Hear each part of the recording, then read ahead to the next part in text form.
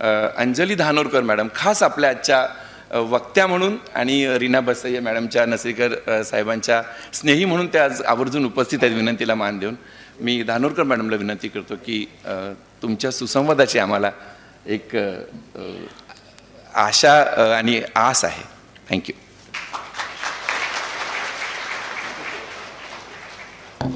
Thank you Vijayji. Shinde साहेब, मी माझ्या बोलण्याला सुरुवात करण्याच्या अगोदर एक केलेलं ऑब्झर्वेशन नोंदवू शकते का? चालेल ना? मी तिथे बसल्यानंतर ऑब्झर्व असं केलं की तुम्ही सगळेच जण टाळ्या वाजवताना कशा वाजवता माहिती आहे? हे अशा वाजवा बरं एकदा. आता माझं म्हणणं असं आहे, हे जर असं वाजवलं तर आवाज वेगळा येईल का? बघूया आपण. वाजवा एकदा.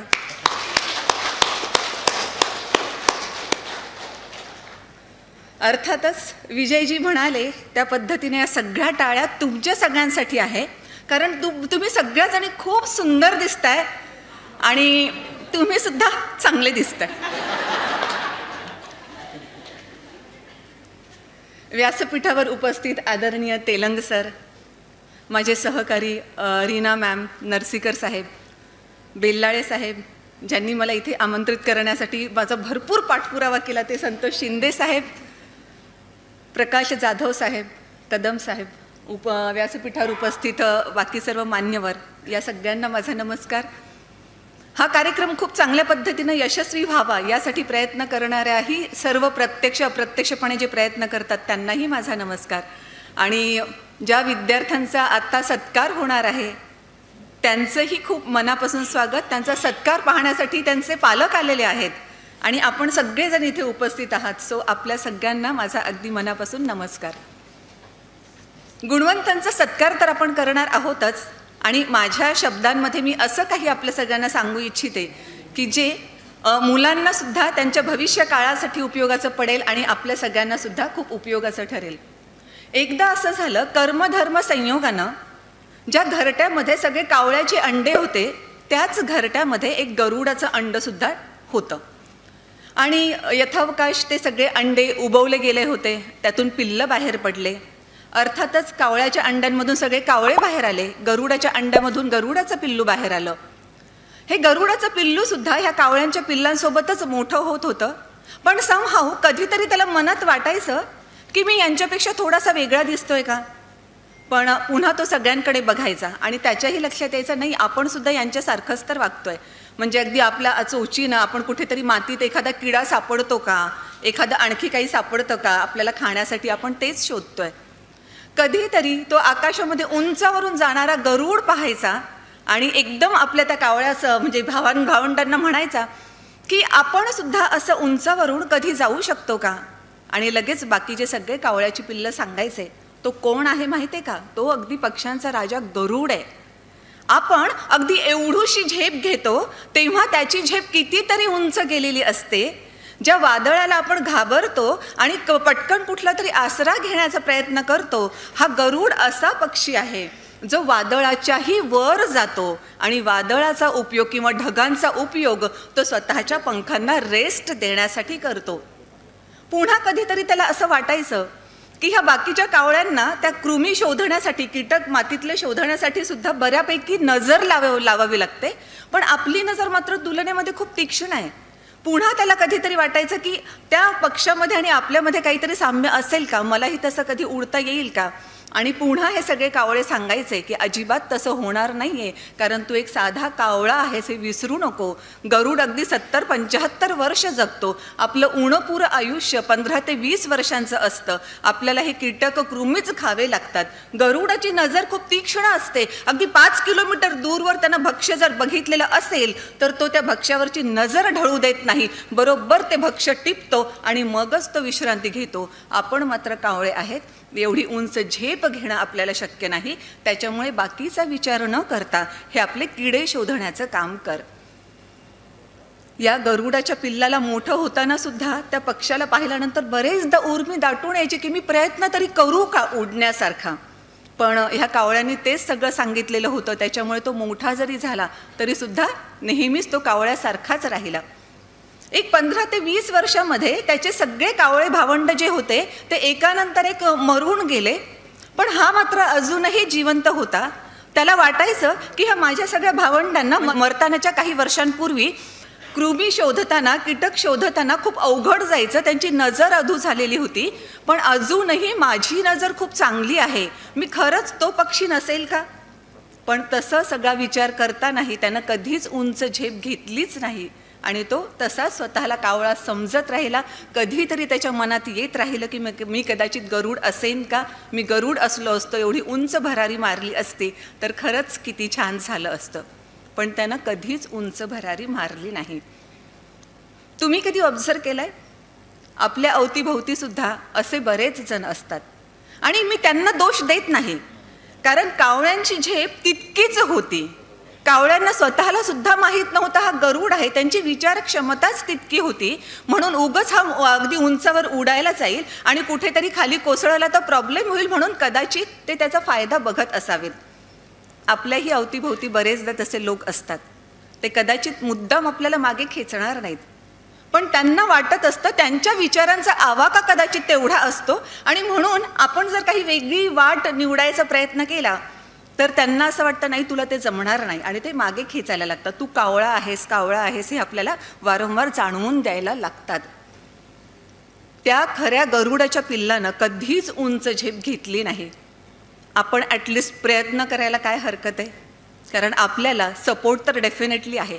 खरंच आपण उंच झेप घेतली आणि खाली कोसळण्याची वेळ आली तर पटकन झेलण्यासाठी आपल्याला कोणीतरी तयार आहेत. म्हणून लोक काय म्हणतात किंवा बाकीचे सगळे काय म्हणतात याचा विचार करून आपण काही डिसिजन घेण्याच्या ऐवजी जर आपण स्वतः गरुड आहोत असं आपल्याला वाटत असेल तर डेफिनेटली एकदा प्रयत्न तरी करून बघायला हवा. एकदा उंच भरारी जस्ट घेऊन तरी बघायला हवी आणि मग कदाचित साक्षात्कार होईलही की यस, बाकीचे कावळे होते, मी गरुड आहे. आणि बाकीचेही आपल्या अवतीभोवतीचे लोक जे म्हणत होते की तू कावळाच आहेस, तर त्यांच्याही लक्षात येईल की यस, आपल्यातही एक गरुड होता. म्हणून जे सगळे विद्यार्थी मित्र आहेत त्यांना माझं सांगणं असं आहे, जेव्हा तुम्ही तुमचं करिअर चूज कराल तेव्हा बाकीचे सगळे काय म्हणत आहेत याच्यापेक्षा तुम्हाला स्वतःला कुठे पॅशन आहे आणि काय करायचं आहे हे बघितलं पाहिजे. आणि आई वडिलांनी सुद्धा अर्थात त्यांना तसाच सपोर्ट केला पाहिजे. प्रत्यक्षातली एक घटना आहे. एक फॅमिली, शीख फॅमिली, त्यांनी असं ठरवलं की आपण आता अमेरिकेमध्ये शिफ्ट व्हायचं, कारण त्यांचं चौथं अपत्य जे होतं गुरबक्ष नावाचं, त्यांच्या लक्षात असं आलं की आपला हा मुलगा खूप हुशार आहे आणि याचं खरं करिअर फक्त अमेरिकेतच होऊ शकतं. म्हणून त्यांनी त्या मुलासाठी अमेरिकेमध्ये जायचं ठरवलं. पूर्ण फॅमिली अमेरिकेला शिफ्ट झाली. अर्थात तिथली लिव्हिंग कॉस्ट एवढी जास्त आहे की त्या दोन्ही म्हणजे नवरा बायकोंना दोघांनाही डबल शिफ्टमध्ये काम करावं लागू लागलं. या छोट्याशा 4 वर्षांच्या गुरबक्षला त्याची मोठी बहीण सांभाळत होती आणि आई वडिलांच्या डोळ्यांमध्ये स्वप्न होतं की माझा हा मुलगा एक दिवस डॉक्टर किंवा इंजिनियर होईल. झालं असं, एक 15-16 वर्षांचा हा गुरबक्ष झाल्यानंतर त्यानं वन फाईन मॉर्निंग आपल्या आई वडिलांना सांगितलं की मला शाळेमध्ये जाण्याची इच्छा नाही आहे, कारण मला वेगळं काहीतरी करायचं आहे. ज्याला डॉक्टर बनवण्यासाठी आपण अमेरिकेत शिफ्ट झालोय, एवढी जीवतोड मेहनत करतोय, तो सांगतो मला शिकण्यात रसच नाही आहे. पण लक्षात घेण्यासारखी गोष्ट आहे, ताबडतोब आई वडिलांनी त्याला डिनाय केलं नाही, पण तुझं म्हणणं काय आहे हे ऐकून घेण्याचा प्रयत्न केला. आणि त्यानं असं सांगितलं की मी माझं खातं तुम्हाला दाखवतो. ह्या 16 वर्षाच्या गुरबक्षच्या खात्यामध्ये $1,00,000 एवढी जमापुंजी होती. जेव्हा 16 वर्षाच्या गुरबक्षच्या खात्यात $1,00,000 पाहिले तेव्हा आई वडिलांना तर वाटलं की डेफिनेटली हा कोणत्या तरी वाईट मार्गाला लागलेला आहे. ते म्हणाले आम्ही दोघंही डबल शिफ्ट करतो तरी सुद्धा आमची जमा ह्याच्या काहीच पट नाहीये आणि तू एवढे $1,00,000 तुझ्या खात्यात कुठून आले. आणि मग त्यानं सांगितलं की मी कम्प्युटरवर काम करत असताना इंटरनेटवरचीच एक ॲडव्हर्टायझिंग वेबसाईट सुरू केली आणि ह्या वेबसाईटच्या उद्योगाच्या माध्यमातून मला इतका नफा झालेला आहे जो तुम्हाला दिसतोय माझ्या खात्यावर. आणि मग सगळं त्यांनी आईवडिलांना व्यवस्थित समजावून सांगितलं. आईवडील कन्व्हिन्स झाले, कारण डॉक्टर होणं म्हणजे तो यशस्वी होणं असं त्यांना वाटत होतं. पण या मार्गातून सुद्धा तो यशाच्या दिशेनंच चाललेला आहे, किंबहुना तो स्वतःचं पॅशन जोपासतो आहे. हे जेव्हा आईवडिलांच्या लक्षात आलं तेव्हा त्यांनी सुद्धा त्याला संमती दिली आणि हेच गुरबख्श चहल 18व्या वर्षी लखपती झाले. सांगण्याचा मुद्दा काय? पॅशन फॉलो केलं. त्यात आणखी एक मुद्दा असा आहे, जी मुलं आहेत त्यांना सांगू इच्छिते की कदाचित तुम्हाला सुद्धा आईवडील विरोध करतील की नाही असं नको करू, तू हेच कर.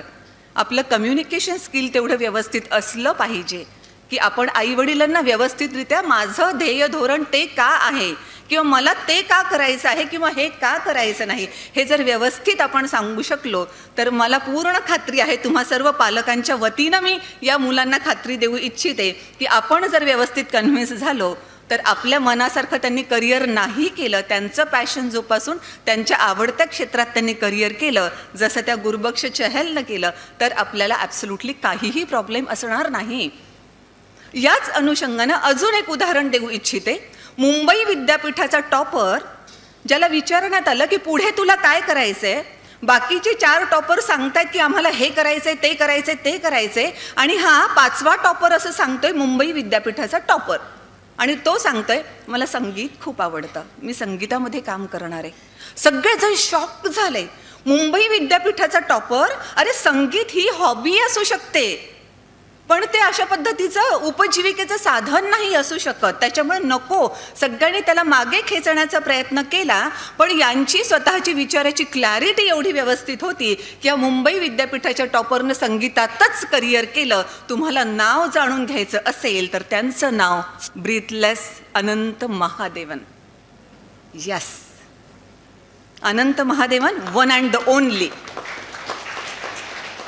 डॉक्टर्स किती आहेत, इंजिनियर्स किती आहेत, आणि Anant Mahadevan as a person, as a गायक, ते ब्रीथलेस सिंगर वगैरे वगैरे, only, one and the only.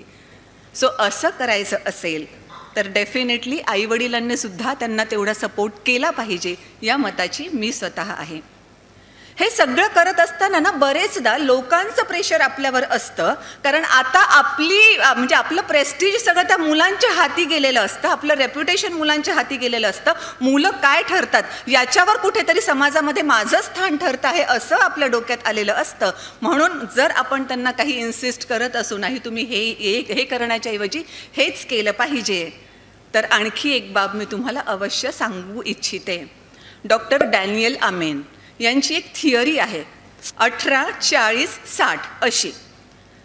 भरपूर सारं संशोधन केल्यानंतर त्यांनी ही थिअरी मांडली आणि त्यांनी असं सांगितलं, वयाच्या 18व्या वर्षापर्यंत प्रत्येकाला वाटत असतं की संपूर्ण जगाचं लक्ष फक्त माझ्याकडे आहे, त्याच्यामुळे मला हे केलं पाहिजे, हे नाही केलं पाहिजे, वगैरे वगैरे वगैरे सगळं काही. वयाच्या 18व्या वर्षापर्यंत सगळ्या जगाचं लक्ष माझ्याकडे आहे. जोपर्यंत वयाची 40शी येते, त्या 40शीला समजायला लागतं की ह्या लोकांच्या विचारामुळे आपण आपलं आयुष्य जगणंच कुठेतरी सोडून दिलंय, या लोकांचा विचार कुठेतरी मागे सारायला हवा, म्हणून लोकांना थोडंसं आपण आपल्या डोक्यातून बाहेर काढायला लागतो आणि स्वतःचं आयुष्य जगण्याचा, स्वतःच्या मर्जीनं जगण्याचा प्रयत्न करायला लागतो. आणि वयाची 60 जेव्हा येते तेव्हा असं लक्षात येतं कुणाचंच तर आपल्याकडे लक्ष नव्हतं, आपण उगाच त्यांची काळजी करत होतो, स्वतःचं आयुष्य आपण आपल्या मर्जीनुसार जगलोच नाही. जे ब्राउनी वेअर यांचं पुस्तक आहे ना, की डाईंग बेडवर असणाऱ्यांचे कोणते टॉप 5 रिग्रेट्स ऑफ डाईंग, त्याच्यामध्ये हे फार महत्त्वाचं रिग्रेट आहे की आपण कंटिन्युअसली तोच सगळा विचार करतो आणि वयाच्या 60ला आपल्या लक्षात येतं की कुणाचंच तर आपल्याकडे लक्ष नव्हतं. म्हणून ह्या 18-40-60चा नियम लक्षात घेऊन 60व्या वर्षी जे शिकायचं आहे ते आपण आताच शिकलेलं अधिक योग्य राहील असं मला प्रामाणिकपणानं वाटतं. त्यात आणखी एक मुद्दा काय येतो माहिती आहे का? सो बरेचदा आयुष्यामध्ये अगदी छोट्या मोठ्या सुद्धा गोष्टी अशा असतात जेव्हा खरंच आपण लोकांचा विचार करायचा की काय करायचं आहे हे डिसिजन आपल्याला घ्यावं लागतं. आणि खरंच मी जे म्हणते ना की लोकांचा विचार कुठे करायचा आणि कुठे नाही करायचा, त्या संदर्भाने एक उदाहरण देते. एकदा असं झालं होतं की समहाऊ सुट्टीचा दिवस होता आणि कमिशनर ऑफिसने मला अर्जंटली ऑफिसमध्ये बोलावलं. ड्रायव्हर माझ्याकडे येईल, नंतर मी ऑफिसमध्ये जाईल. हा सगळा वेळ मॅनेज करता येण्यासारखा नव्हताच अजिबात. म्हणून मी ठरवलं की ठीक आहे, आपण कार शिकलो, त्याचा फायदा झाला, आता आपण कार ड्राईव्ह करू शकतो. मग कार काढण्यासाठी म्हणून खाली जेव्हा मी आले तेव्हा बघितलं की कारवर जवळपास 3-4 दिवसापासून कार बाहेर काढलीच नव्हती. खूप धूळ साचलेली आहे. आता काय करायचं? मग मी समोरचा तो काच पुसून घेतला. म्हटलं ठीक आहे, आपण त्याही बाबतीत इंडिपेंडंट आहोत, काही प्रॉब्लेम नाही. समोरचा काच, रिअर व्ह्यू मिरर, म्हणजे त्या सगळ्या गोष्टी मी क्लीन केल्या जे माझं व्हिजन व्यवस्थित क्लिअर ठेवतील.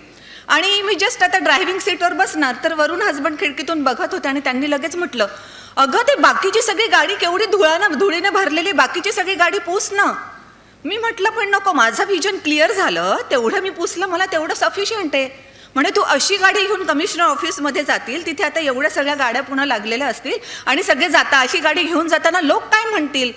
म्हटलं मग लोकांनी यावं आणि माझी कार साफ करून द्यावी. तुझी कार लोक कशाला साफ करून देतील?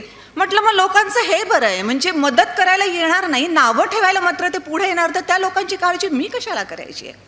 आणि मी खरोखरच माझं व्हिजन क्लिअर होतं. बाकी टपावर धूळ आहे, बॉनेटवर आहे वगैरे, त्याच्याशी मला काही देणं घेणं नव्हतं. व्हिजन क्लिअर आहे ना, बस तेवढी माझी क्लॅरिटी होती आणि मी खरंच गाडी तशी घेऊन गेले. पण इथे एक गोष्ट लक्षात घेण्यासारखी आहे, जेव्हा आपण लोक म्हणतो ना, तेव्हा खरंच असे रस्त्यावरचे लोक आपण म्हणत असतो की ज्यांच्याशी आपल्याला काही देणं घेणं नसतं. पण यामध्ये जेव्हा आपले नियर अँड डिअर्स असतात, यामध्ये जेव्हा आपले शेजारी किंवा आपल्याला ओळखणारे असतात, अशा सगळ्या लोकांशी मात्र, अशा सगळ्यांशी मात्र, लोकांशी नाही म्हणणार मी, पण अशा सगळ्यांशी मात्र जर आपण व्यवस्थितरित्या कम्युनिकेट केलं तर बहुतांश प्रॉब्लेम आपल्याला सॉल्व करता येतात. मोस्ट ऑफ द टाइम्स आपण करतो काय, आपण एक्सप्रेस करत नाही.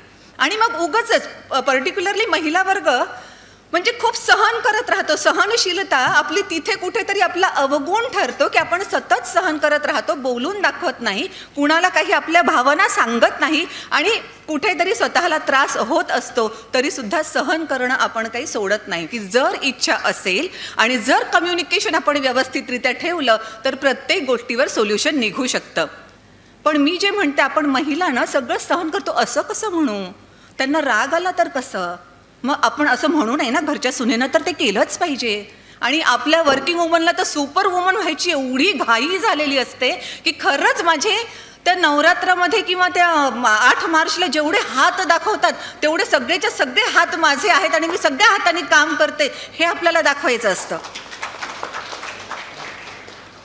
पण नाही. सो तिथे ताबडतोब आपल्याला डिसिजन घेता यायला हवं की त्यांचा राग माझ्यासाठी महत्त्वाचा आहे का माझ्या प्रायोरिटीज महत्त्वाच्या आहेत. मग डिसिजन आपण आपलं घ्यायचं. आणि मग त्यांचा राग खूप महत्त्वाचा आहे, त्यांचा राग मला सहन होणार नाही, म्हणून जर आपण स्वतःचं एक्सप्लॉयटेशन होऊ दिलं मग त्याला जबाबदार त्यांना मानायचं नाही. किंवा ह्यांनी मला असं केलं तेव्हा सगळं असं घडलं, त्यांना समजत नाही का वगैरे, नाही समजत. ते दिवस गेले जेव्हा चेहरा वाचून भावना ओळखल्या जायच्या, ते दिवस गेले. बिटवीन द लाईन्स सुद्धा नाही कळत कुणाला, आता स्पष्ट सांगावं लागतं. म्हणून बरेचदा काही सेशन्सना मी जेव्हा जाते तेव्हा मी म्हणते की येस आय लव्ह यू म्हणावं लागतं, नाही कळत ते म्हणावं लागतं. पण हे सगळं केव्हा करता येतं? आपल्याला स्वतःला आपल्या विचारांची क्लॅरिटी असेल तर करता येतं. अदरवाईज आपल्याला स्वतःलाच क्लॅरिटी नसेल तर आपण प्रासंगिक तत्वावर काहीतरी निर्णय, तेव्हा जे वाटतं ते निर्णय आपण घेतो आणि मग जर त्या निर्णयांचा फटका बसला तर पश्चाताप करत बसतो, जो करून काहीही उपयोग नसतो. सो ही विचारांची क्लॅरिटी कशी असते बघा. तुम्ही कदाचित ग्रे हाऊंड डॉगबद्दल ऐकलं असेल. ग्रे हाऊंड नावाची ती ब्रीड आहे आणि असं म्हणतात की हा ग्रे हाऊंड डॉग चित्त्याच्या वेगानं धावतो. म्हणजे काही संशोधक तर असं म्हणतात की बघायला हवं की खरं हा जास्त फास्ट पळतो की चित्ता जास्त फास्ट पळतो. आणि मग माणसंच ते आता त्यांनी ठरवलं की आपण बघू ना, आपण रेस लावू दोघांची आणि ठरवू की बघूया आपण खरंच की कोण जास्त फास्ट पळत आहे. मग 2 पिंजरे आणले गेले. एका पिंजऱ्यामध्ये त्या ग्रे हाऊंड डॉगला ठेवलं गेलं, दुसऱ्या पिंजऱ्यात चित्त्याला ठेवलं गेलं आणि मग शिट्टी वाजली. दोघांचेही पिंजरे उघडले गेले आणि हा कुत्रा जो होता तो हे वेगानं पळत सुटला. आणि चित्ता पिंजऱ्यामध्ये बघून त्या पळणाऱ्या कुत्र्याकडे बघत बसला, बसून मस्तपैकी. हालायला सुद्धा तो तयार नाही, पळणं तर दूर, तो पिंजऱ्यातून निघायला तयार नाही. आता संशोधकांना प्रश्न पडला, आता कसं काय करायचं? म्हणून त्यांनी चित्त्यावर ज्यांनी अभ्यास केलाय, संशोधन केलंय, त्यांना बोलवलं, असं असं सगळं झालं म्हणून सांगितलं.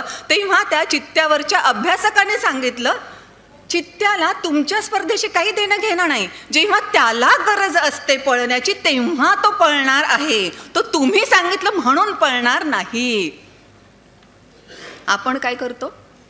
रेसमध्ये ओढले जातो, आणि आपण रेसमध्ये ओढले जातो हे आपल्या लक्षात सुद्धा येत नाही.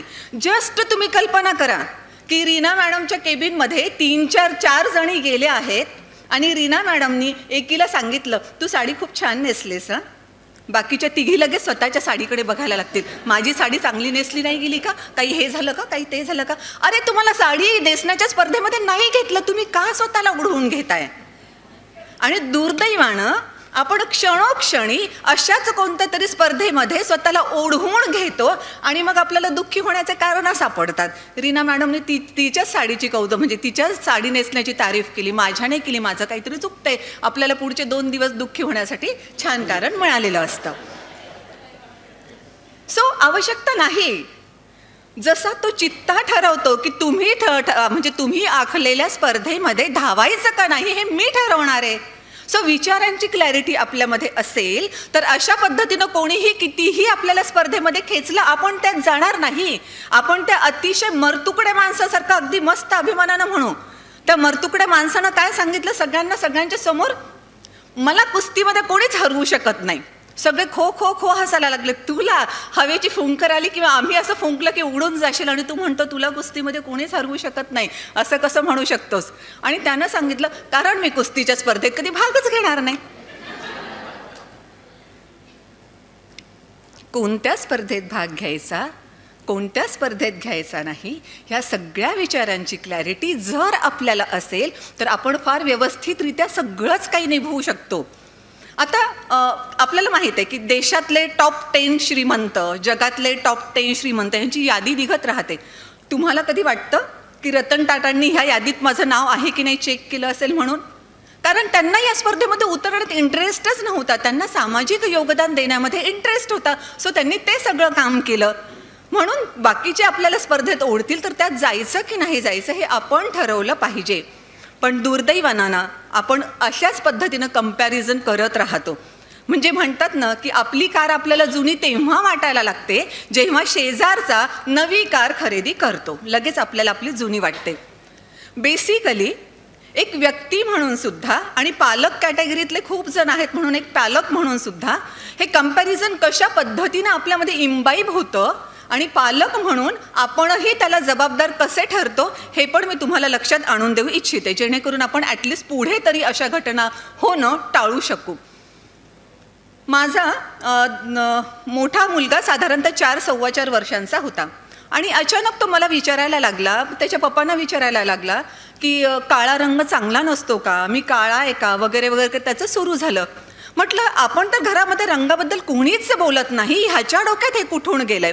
त्याला बोलतं करण्याचा प्रयत्न केला पण त्याचं तेच, मी काळा आहे ना, मी चांगला नाही आहे ना, वगैरे वगैरे त्याचं सुरू होतं सगळं.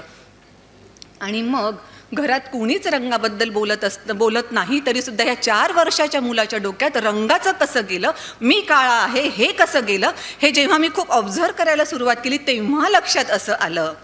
तेव्हा माझ्या धाकट्या मुलाचा जन्म नुकताच झालेला होता आणि बाळ पाहण्यासाठी नातेवाईक, शेजारी पाजारी वगैरे वगैरे सगळेजण येत असतात. आणि जे हे असे त्या बाळाला पाहण्यासाठी यायचे ना, ते विसरून जायचे किंवा त्यांच्या लक्षात पण नसायचं की हा 4 वर्षांचा मुलगा तिथेच उभा आहे, जो मनानं अतिशय सेन्सिटिव्ह असणार आहे. 4 वर्षाचं मूल खूप सेन्सिटिव्ह. आणि त्याच 4 वर्षाच्या मुलासमोर ते बाळाकडे पाहतात आणि म्हणतात, बाळ किती गोरं पान छान झालं, हा मात्र काळा काळाच झाला. काळा रंग तसा त्याच्या डोक्यात गेला. समहाऊ त्याच्या डोक्यातून ते सगळं काढून टाकण्यामध्ये मी यशस्वी गेले. पण मग विचार असा करते की त्यानं जर हे प्रश्न मला विचारले नसते किंवा मी कामाच्या नादामध्ये त्याच्या प्रश्नांकडे दुर्लक्ष केलं असतं तर त्याच्यावर काय परिणाम झाला असता? कुठेतरी सायकोलॉजीसुद्धा सांगते लहानपणच्या अशा प्रसंगांचा इतका खोलवर कुठेतरी परिणाम होऊन जातो की मोठं झाल्यानंतर सुद्धा तो खूप सतावत राहतो. म्हणून एकतर पालक म्हणून किंवा एक सुजाण नागरिक म्हणून जेव्हा आपण असं काही करतो तेव्हा अशा कमेंट्स करणं टाळलंच पाहिजे. हा पहिला मुद्दा. आणि आता मला असं वाटतं की आपण पुरेसे ग्रोनअप झालोय ना, की अजून ग्रोनअप व्हायचंय आपल्याला. सो आता तरी म्हणजे आपल्यातही कंपॅरिझन असंच कुठून तरी आलं असणार आहे. कारण बघा ना, आपण आपल्याही मुलांना काय सांगतो की तुला किती मार्क पडले, म्हणजे आपल्या मुलाला त्याच्या मित्रापेक्षा किंवा त्याच्या भावापेक्षा जास्त मार्क पडावेत, ह्या मुलाला आता अगोदरच्या पेक्षाही जास्त मार्क पडावे हे असतं. नॅचरली आपण त्यांच्या डोक्यात काय टाकतो की तुला जर स्पर्धा करायची असेल तर तुला भारतातल्या टॉपरशी स्पर्धा करण्याची गरज नाही, तू फक्त तुझ्या मित्रापेक्षा किंवा तुझ्या भावापेक्षा जास्त मार्क घेऊन दाखव, आमच्यासाठी तू अधिक आवडीचा ठरशील. असं नसतं. म्हणून एकतर अशा पद्धतीनं कमेंट्स करणं आपण जाणीवपूर्वक टाळलं पाहिजे. आणि जसं मी म्हणाले, आता आपण पुरेसे ग्रोनअप झालो आहोत हे मान्य करूया. आणि असं कंपॅरिझन आपण स्वतःचं कोणाशी करत असू आणि तिच्या तुलनेमध्ये मी नाही चांगली, तिच्या तुलनेमध्ये माझं हे असंच काहीतरी आहे, असं स्वतःला डिस्करेज करत असू, तर आता तरी आपण हे कंपॅरिझन डोक्यातून पूर्णतः काढलं पाहिजे आणि व्यवस्थितरित्या आपण स्वतःला एक व्यक्ती म्हणून ट्रीट केलं पाहिजे. आणि भरपूर स्किल्स आणि नॉलेज कमवलेत आपण इतक्या साऱ्या वर्षांमध्ये, त्या सगळ्यांचा आदर केला पाहिजे. याच सोबत आणखी एक मुद्दा कदाचित तुम्ही ऑब्झर्व केला असेल, नको त्या गोष्टींना आपण इश्यू बनवतो किंवा प्रेस्टिज इश्यू करतो आणि त्याचे वेगळे कॉम्प्लिकेशन्स होऊन जातात. म्हणजे जस्ट उदाहरण म्हणून तुम्हाला देते आणि थोडंसं कसं की एक्स्ट्रीम लेवलचं उदाहरण दिलं तर समजायला पटकन सोपं जातं ना, म्हणून तशा लेवलचं किंवा त्या एका सासूचं मी तुम्हाला उदाहरण देते. ही सासू अतिशय खाष्ट. आता नवीन सून घरात आली आणि तिनं सुनेला पहिल्याच दिवशी सांगून दिलं की बघ बरं बाई, मला ना नाश्त्यामध्ये एकतर उकडलेलं अंड लागतं, आज काही उपवास नाही ना, हां म्हणजे अंड्याचा विषय काढते म्हणून म्हटलं, मला नाश्त्यामध्ये दररोज एकतर उकडलेलं अंड लागतं किंवा अंड्याचं ऑमलेट लागतं. मग ती म्हणे कधी काय द्यायचं, ते काय मी सांगायला हवं, तुला समजत नाही. ओके, आता सासू तर सांगण्याचा मार्ग बंद झाला. मग हिनं काय केलं, दुसऱ्या दिवशी उकडलेलं अंड घेऊन गेली आणि सासू म्हणाली आज मला अंड्याचं ऑमलेट खायचा मूड होता, तुला समजत नाही, तू हे उकडलेलं अंड कशाला घेऊन आलीस. दररोज तसंच व्हायचं, दररोज तसंच, काहीही हिनं करून नेलं तरी सुद्धा त्याला कमेंट तीच मिळायची. शेवटी तिनं आपल्या मैत्रिणीचा सल्ला घेतला. मैत्रीण एवढी हुशार, इतका मस्त तिनं सल्ला दिला. आता दुसऱ्या दिवशी ती खूप सुखावली. यस, आता माझी सासू मला काहीच म्हणू शकणार नाही. आणि दुसऱ्या दिवशी नाश्ता देण्यासाठी ती जेव्हा गेली तेव्हा तिनं सांगितलं, आई हा घ्या तुमचा नाश्ता. एका प्लेटमध्ये उकडलेलं अंड, दुसऱ्या प्लेटमध्ये अंड्याचं ऑमलेट. सासूनं पाहिलं, सासू असते. वेंधळी कुठली, ज्या अंड्याचं ऑमलेट बनवायचं होतं ते उकडून ठेवलंस आणि जे उकडायचं होतं त्याचं ऑमलेट बनवून ठेवलंस. अरे कशाला प्रेस्टिज इश्यू करायचा. आता ही सासू फक्त घरीच अशी वागते असं नाही बरं. म्हणजे जेव्हा तिनं देवळातून येताना पाहिलं की आपल्या घरातून एक आपली शेजारीण बाहेर निघाली आहे, तिनं लगेच तिला अगोदरच अलीकडे बोलवून घेतलं. का गं तू आमच्या घरात गेली होती. हो गेले होते, माझ्याकडचं गोडं तेल संपलं होतं म्हणून तुमच्या सुनेला गोडं तेल मागितलं. मग दिलं का माझ्या सुनेनं गोडं तेल. नाही, तिनं सांगितलं की आज शनिवार आहे त्याच्यामुळे आम्ही गोडं तेल उसणं देत नाही असं म्हणाली ती. चल माझ्यासोबत. आता हिला वाटलं बघा आपण ह्या बाईला किती नावं ठेवत होतो, पण हीच किती चांगली आहे, सासूच किती चांगली, ती सूनच काहीतरी तिच्यामध्ये प्रॉब्लेम असणार आहे. आनंदाने आतमध्ये गेली. ह्या सासूनं तिच्याशी गप्पा टप्पा चहा पाणी सगळं सुरू केलं आणि तेल द्यायचं नावच घेईना. शेवटी हिनं विचारलं की तुम्ही ते गोडं तेल मला देत होतात ना. नाही ना, आमच्याकडे कसं आहे शनिवारी गोडं तेल उसणं देत नाही ना. अरे पण ते तुमच्या सुनेनं सांगितलं होतं ना, त्याच्यासाठी तुम्ही माझा एवढा वेळ का घातला. तो अधिकार तिचा नव्हता. गोड तेल देणार नाही हे सांगण्याचा अधिकार माझा होता, तो तिनं वापरला. माझा अधिकार तिला वापरू देणार नाही.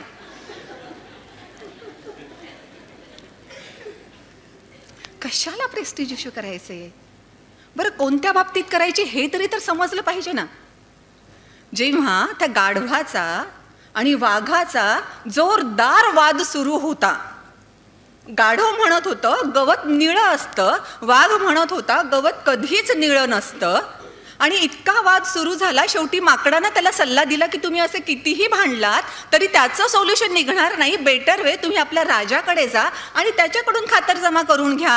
हां, हा सल्ला पटला दोघांनाही. दोघं सुद्धा सिंहाकडे गेले, जे काही घडलं होतं ते सांगितलं आणि ऐकता क्षणी सिंहानं गाढवाला सांगितलं, यस तू बरोबर आहेस, तू जाऊ शकतोस, आणि वाघाला शिक्षा फरमावली. आता गाढव तर खूपच आनंदी झालं की येस, सिंहानं मला म्हणजे खूप चांगल्या पद्धतीनं ट्रीट केलं आणि माझ्यामुळे वाघाला शिक्षा झाली. त्याचा आनंद त्याला जास्त झाला. सो ते तर गाढव मस्त निघून गेलं. वाघ कन्फ्यूज झाला की हे असा कसा रिझल्ट दिला. शेवटी न राहून त्यानं सिंहाला विचारलं, तुम्ही मला शिक्षा दिलीत, तुम्हाला पण वाटतं का की गवत निळं असतं म्हणून?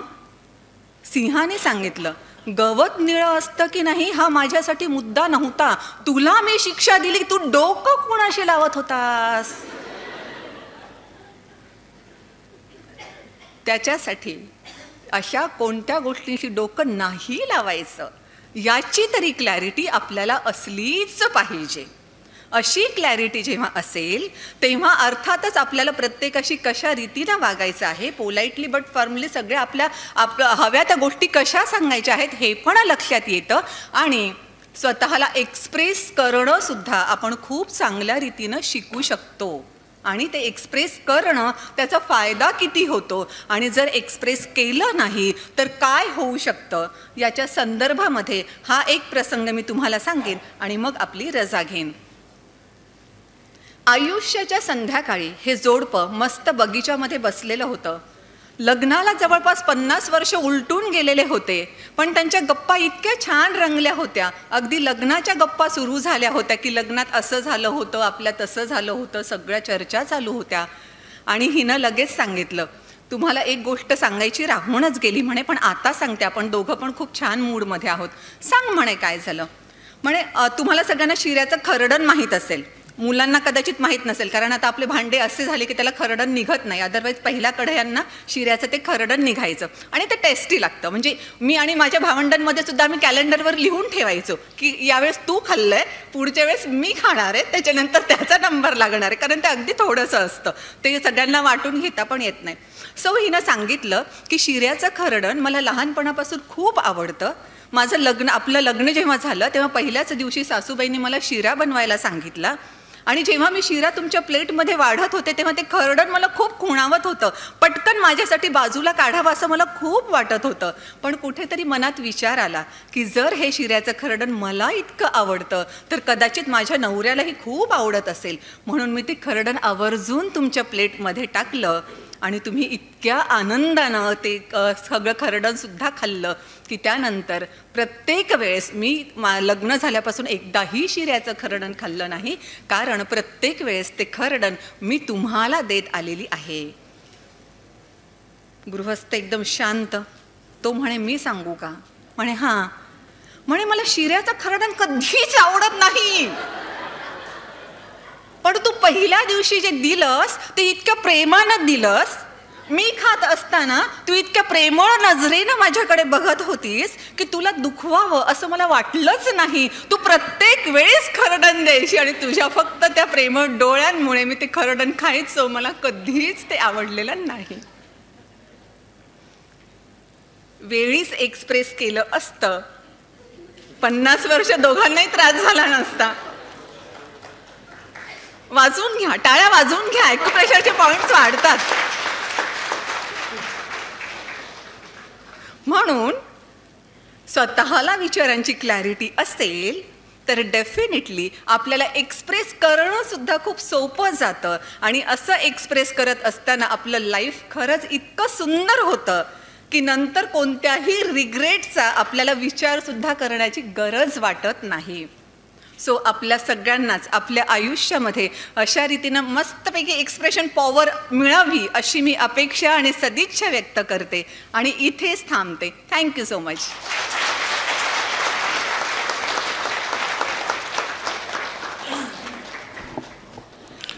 Dhanorkar madam, thank you. महिलांना थोडं जास्त मार्गदर्शन केलं पण तुम्ही.